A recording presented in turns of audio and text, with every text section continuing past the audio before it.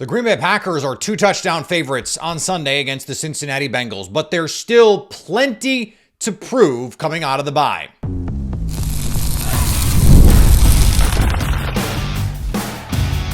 You are Locked On Packers, your daily Green Bay Packers podcast. Part of the Locked On Podcast Network, your team every day. You are Locked On Packers, part of the Locked On Podcast Network, your team every day. I'm Peter Bukowski, and I cover the Packers for The Leap, a newsletter I would love for you to subscribe to. Follow me on Twitter, Peter_Bukowski. Follow the podcast on Twitter, Locked On Packers. Like us on Facebook, subscribe to the podcast, iTunes, Spotify, Google Podcasts, wherever you find podcasts, you will find Locked On Packers, the number one Packers podcast on the internet, and the show for fans who know what happened, they want to know why and how. Thanks to everyone who makes Locked On Packers their first listen every day. We hope you like starting your day with us as much as we like starting our day with you. Today's episode brought to you by FanDuel. Right now, new customers can bet just $5, and if your first bet wins, you'll get $300 in bonus bets to use across the app. A banged-up Green Bay Packers team headed into Sunday against the Cincinnati Bengals. We'll talk to Zhao about what's on the line, what they have to prove, why the pressure's on, the players that are coming back, all that good stuff. But since we recorded, we got both scared and then less scared about Brandon McManus. Matt LaFleur said he was very concerned about Brandon McManus's quad injury that was suffered in practice, not making any tackles in the game. That was something that was kvetched about during the Cowboys game. He said after practice, he thinks he'll kick on Sunday. We'll see if he does. They brought in, or they're going to be working out kickers on Friday. Whether or not they actually sign anybody, maybe they sign somebody to the practice squad. We'll see. It sounds like that'll be fine. You hope this game does not come down to a field goal. So there's that.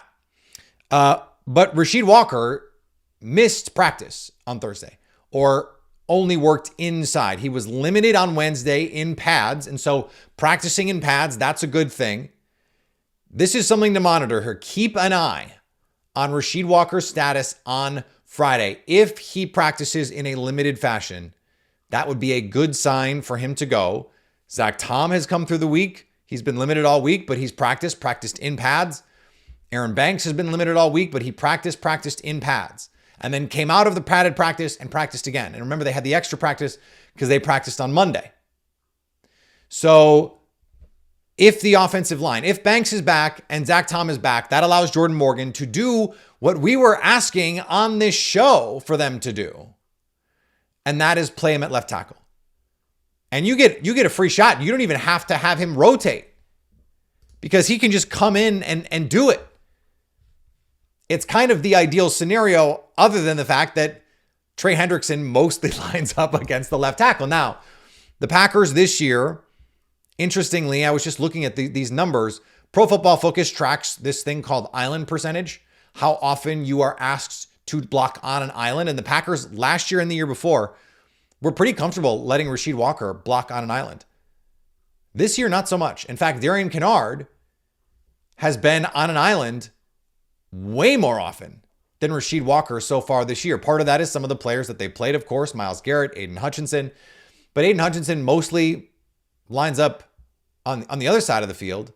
They move him all over. Like, he'll line up against whoever is the weakest point. He lined up a lot on Zach Tom in week one, but they did move him around.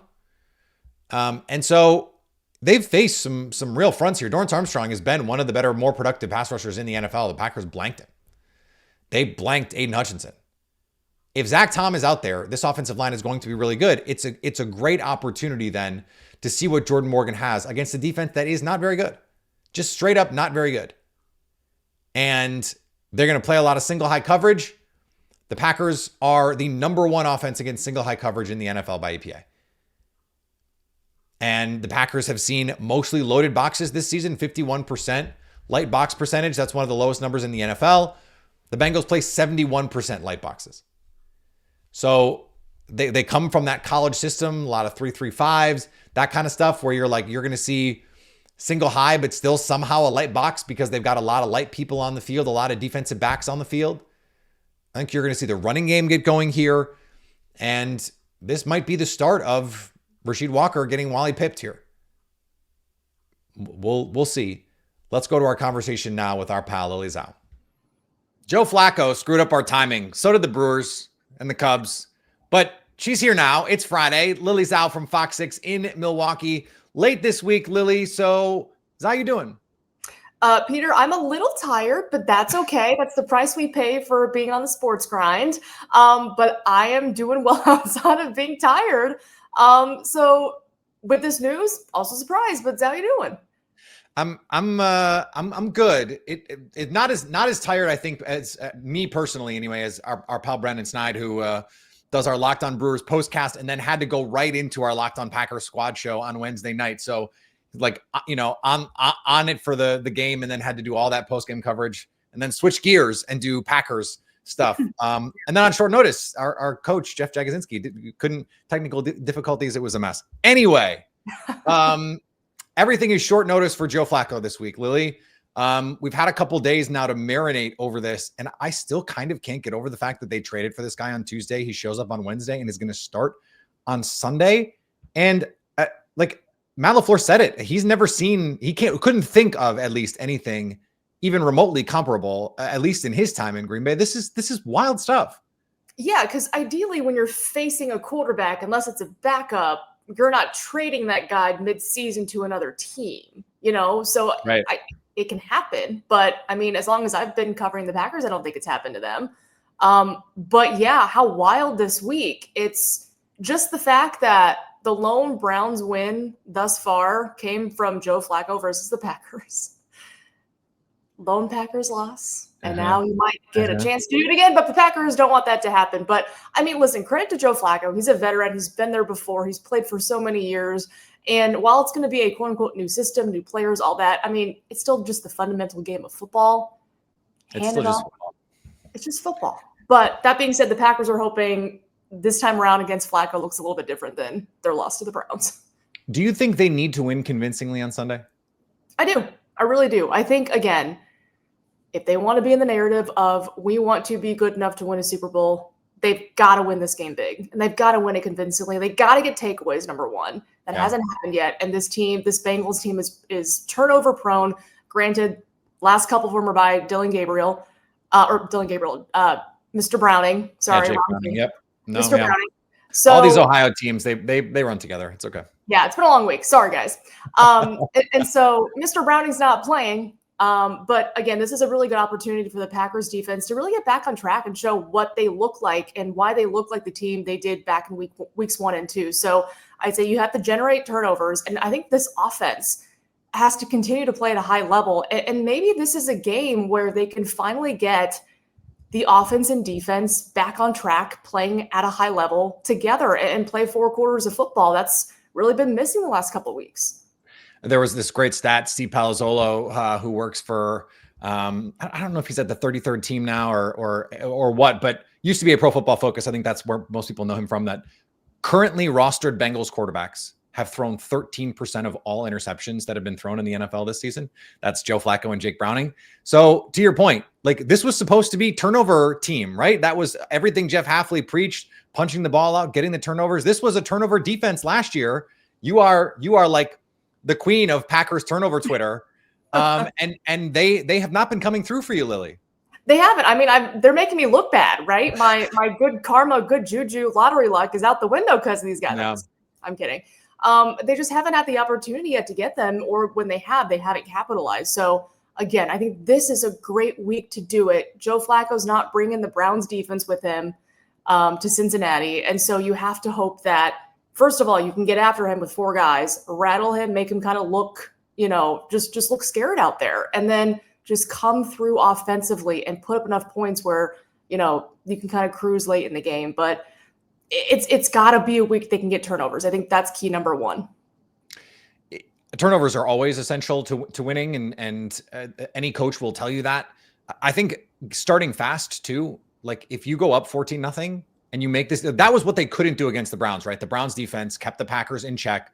If Matthew Golden stays in bounds, maybe it's a little different. They go up 17, nothing, or 17-3, I think it was. Like those kinds of opportunities, you can't let those go by, right? Like that's when Matt LaFleur says we haven't played a complete game. That's the kind of stuff that he means. if you can make this team one-dimensional, and they're kind of already one-dimensional, they cannot run the ball at all anyway. It only compounds your advantage defensively, and the Packers just haven't quite been able to do that. The complementary football, situational football of let's put these teams away. That is the piece. And you and I have talked about it on the show. That piece hasn't been there. That's really just execution. Yeah, and we can say as good as those wins were weeks 1 and 2, those were games that they had chances to put both the Lions and Commanders away early and couldn't get it done. So again, you're playing a team that's not really on the same caliber as those two teams. So what's going to prevent you from getting out to a fast start and putting up points and putting this game away? It's yourselves. And so the Packers have been beating themselves. And I think everyone says this, they're good enough to beat anybody. They're also good enough to beat themselves. And they've done it the last couple of weeks. So you're right. If they can get up to a fast start, compound some points, and really put it out of reach, that's a winning recipe, but we haven't seen it yet. So maybe this Sunday is the difference, and we finally see that. More with Lily Zhao coming up here on Locked on Packers. When the opening whistle blows on a new repair, get your crew moving forward with Supply House. Order today and see parts on your doorstep tomorrow. Over 280,000 plumbing, HVAC, and electrical items from the most trusted brands in the business. Their real-time inventory and honest lead times keep you from punting projects, while their industry-leading customer service always has your blind side covered. Need parts faster for a project? Supply House has next-day delivery. Talk about a game changer. Join the free Trademaster program today and score some serious perks like priority shipping, lower prices, and a dedicated support line. Visit supplyhouse.com to sign up for free and use promo code SHNFL5 for 5% off your first order. That's supplyhouse.com. Real people, real service. They have not played well in these games where they have been clearly favored. They were clearly favored in Dallas, clearly favored in Cleveland. This 14.5 point is a different thing. Like, Pro Football Focus has this as the worst team in the NFL by their grading. I think the roster is pretty bad. And we think of Jamar Chase and T. Higgins and Trey Hendrickson, and we go, yeah, this is a good roster. It's not. It's really not. After those three guys, like, it is really not that good a roster. But that brings a different kind of pressure, Lily. We talked about this a little bit last week, where there is a different kind of pressure when you're the heavy favorite to go out and perform. And we've seen this over the years. Some of the late stage Aaron Rodgers teams were like this. Even when they were winning 13 games, they would play down a little bit to their opponents. They'd win, but they'd win 26-21 against a team that they were 10-point favorites against. And I don't know if that's a Matt LaFleur thing. You could have said it was an Aaron Rodgers thing, but now it seems like this is still happening where they're not playing their best every single week. And I don't know what to attribute it to at this point. Yeah, I don't either. And we can still say this is a young team that maybe they still have to go through these things to kind of get through it. But again, they've been through it for a season plus already. And so you kind of have to figure, is it just your mental mindset going into a game being like, oh, we're quote unquote so much better on paper. We don't really have to play our A game and we're still going to win big. It's not the case. I mean, they saw that against the Browns. And so, yeah, that is very interesting that they can't just blow out a team. You can't just win 49-3 and call it a day. It has to be difficult on some fronts. I know a lot of Packers fans probably have PTSD of thinking, games like Tommy DeVito, he goes off and has a big game. So that's a game that you don't want to have happen. You just want them to play the football the way that they're capable of playing, and they should be fine. But you're right. They just haven't handled the pressure of being really heavy favorites really well this season. The Tommy DeVito example is such a good one because remember what preceded that. They go into Detroit, they beat the Lions, who were rolling at that point, and then they play Kansas City, the defending Super Bowl champs, at home. They win that game, and then they go to New York and they just lay an egg. It's almost 1-for-1, Lily. Even the Lions in there, it's almost 1-for-1 what we saw in the first 3 weeks of the year. They played two great games against high-quality opponents and then against a clearly inferior opponent. They just don't show up. We talked about this feeling like a more mature team in the preseason. Is this a maturity thing? Is it a leadership thing? Is it a culture thing, a coaching thing? Like, what do you think we can attribute this most to if you were going to put your finger on it at some point? By the way, if the Packers knew what the problem was, they'd fix it. They obviously don't.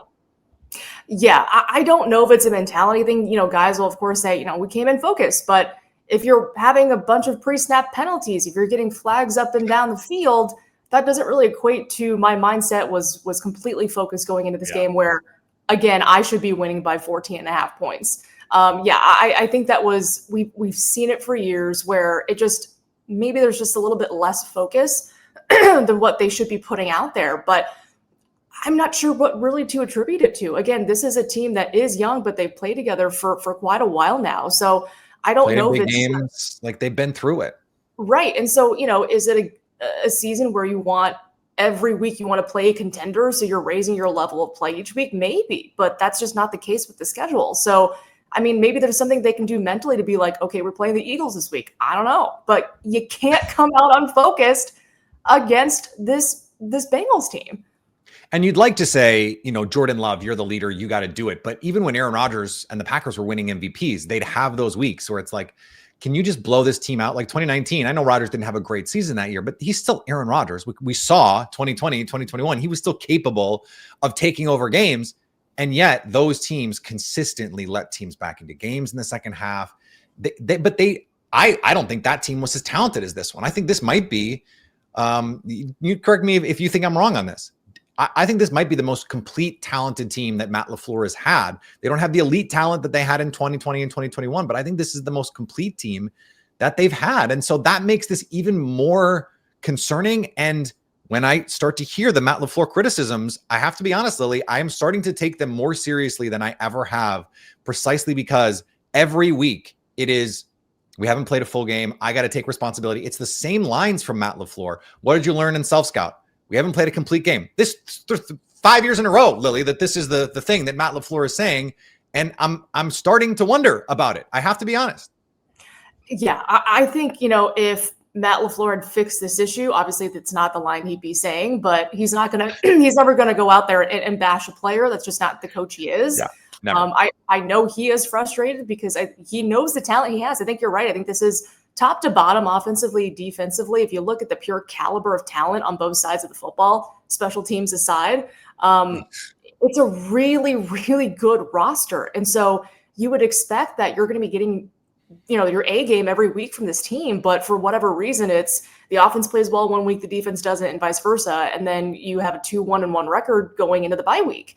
And so, yeah, at some point, it's got to be on the coach to say, listen, we got to do some sort of reality check, some sort of self-reflection to say, what is the issue and why are we not playing up to our ability? Because, okay, we're 6 weeks into the season now. If we're not turning things around now, it's going to be a little bit too late for us to do that. And so I think this game against the Bengals will be a very good indication of if they can turn things around. If they come out looking sloppy, at home, mind you, and they come out and have a bunch of penalties and cannot put this team away, that's not a really good sign. But I'm going to be optimistic and say that they turn things around and they look like the team that we think they can be.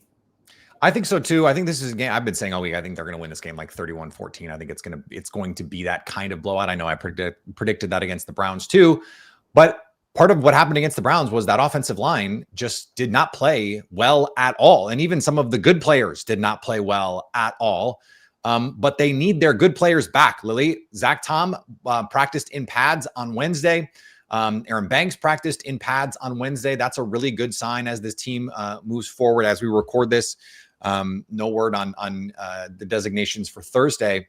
But getting those two guys back, I feel like that solves so many problems for this offense, because we saw in weeks 1 and weeks 2, even with just Aaron Banks out there, like even with just 4 of your 5, that just, it makes everything easier for this offense that hasn't hit full stride yet, which is scary because they just scored 40 points and they're not at full stride yet. Yeah, I think the offensive line is key. I think getting Zach Tom will be the stabilizing force that they need on this offensive line. We saw how good they could be against the Lions before Tom got injured, just how that line protected and gave Jordan Love so much time. So I think once Zach Tom comes back, that's going to stabilize the offensive line. Aaron Banks as well. Anthony Belton not back just yet.